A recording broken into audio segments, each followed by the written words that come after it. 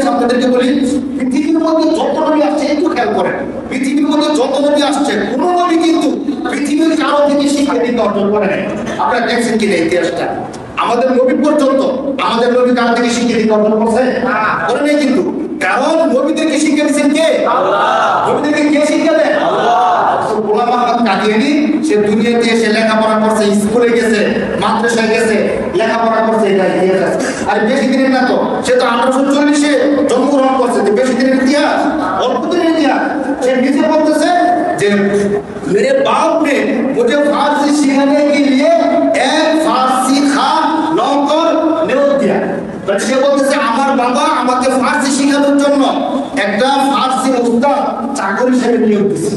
এই কথা কে বলতেছে? গোলাম আহমদ কাদিয়ানী বলতেছে। তুমি যদি নবী হও তো তোমার শিক্ষা দেবে কার থেকে? আল্লাহর থেকে।